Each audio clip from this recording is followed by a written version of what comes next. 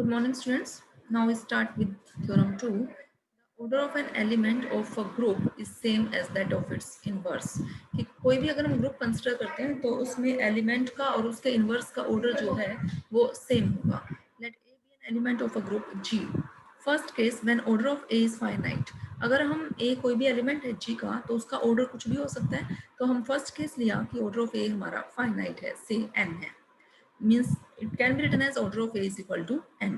Let A denotes the identity element of G and order of A is equal to n. It means A raised to power n is equal to E. And A raised to power n can be written as A into A up to so on A up to n times is equal to E. Means its inverse is equal to E inverse. और inverse कैसे खुलता है? आपका पीछे से खुलता है. तो A, लेकिन सारे एलिमेंट सेम है. तो A inverse up to n times is equal to E. तो इसको हम क्या लिखते हैं? A इनवर्स कितने टाइम्स है? n times. A inverse raise to power n is equal to E. तो यहाँ से हम क्या कहेंगे? Order of A inverse is less than equal to n by definition of order of an element of G. यहाँ से order of A inverse n नहीं है क्योंकि हमें नहीं पता ये n जो यहाँ एग्जिस्ट कर रहा है this is the least positive integer है. ये पॉजिटिव इंटीजर तो है. So order of A inverse भी क्या हो गया आपका? फाइनाइट हो गया.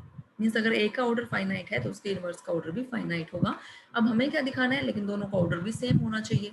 Late order of A inverse is equal to m. मान लिया इसका ऑर्डर जो है वो m है. So m is less than equal to n by this result. यहाँ से m less than equal to n हो गया. Again, order of A inverse equal to m. So A inverse raised to power m is equal to E by definition of order of an element. And this can be written as A inverse आप कितने times? m times. This is equal to E.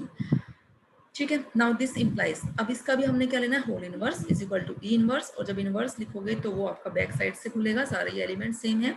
तो फिर ये आ गया A m times is equal to E. Means आप लिख सकते हो a raise to power m is equal to E. Again by definition we can write it as order of a is less than equal to m. So we get n is less than equal to m. First equation में m less than equal to n था, second equation में n less than equal to m है. तो first और second से n is equal to m. n इसका मतलब a और a इनवर्स का ऑर्डर हमारा सेम है. Second case, if order of a is infinite then order of a inverse हमें क्या दिखाना है? वो भी क्या होना चाहिए? इनफाइनाइट होना चाहिए. Means order of a inverse finite नहीं हो सकता. ठीक है. Suppose that order of A inverse is finite. Result को कॉन्ट्रडिक्शन से हम प्रूव करेंगे कि ए का इनवर्स जो है वो फाइनाइट ऑर्डर का है. इसका मतलब order of A inverse is finite है, तो हम लिख दिया से एम है. तो by definition of order of an element we can write it as a inverse raised to power m is equal to e. और a inverse raised to power m को लिख सकते हैं a raised to power m whole inverse is equal to e. means a raised to power m is equal to e inverse equal to e. तो a raised to power m is equal to e, यहाँ से हम क्या कहेंगे? order of a is less than equal to m. this implies order of a is finite, है ना? but it is a contradiction because order of a is infinite. So our supposition is wrong. So order of a inverse is also infinite.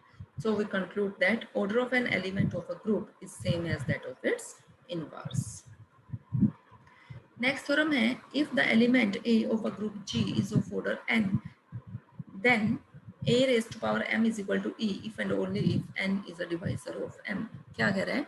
if the element a of a group g is of order n, अगर group g का element a जो है वो n order का है, if order of a is equal to n means n is the least positive integer for which a raised to power n is equal to e, then a raised to power m is equal to e if and only if n is divisor of m. ये मैंने आपको पहले भी बताया था कि अगर order of A N है means N is the least positive integer for which A raise to power N is equal to E. For example if N is equal to 5 then A raise to power 5 is equal to E. Here 5 is the least positive integer.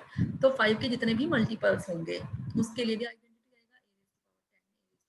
आएगा a raise to power 10, a raise to power 20 up to so on.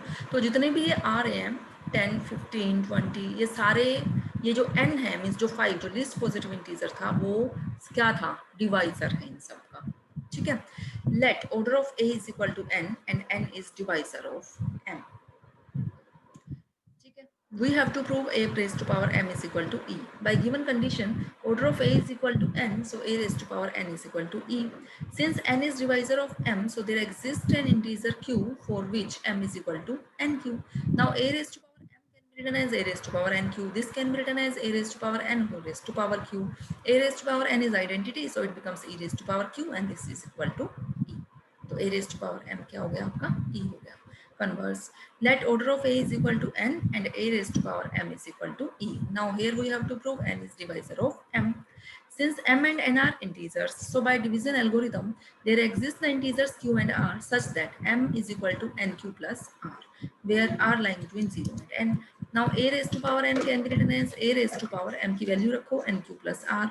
This is equal to a raised to power nq into a raised to power r. This is equal to a raised to power n whole raised to power q into a raised to power r. And a raised to power n is equal to e identity, or identity raised to power q be again identity. So we get here a raised to power r. But a raised to power m is equal to identity, ये given है हमें. So a raised to power r भी क्या हो गया identity, where r lying between 0 and n. Since n is order of a, क्योंकि n क्या है a का order है, therefore possible values of r is 0.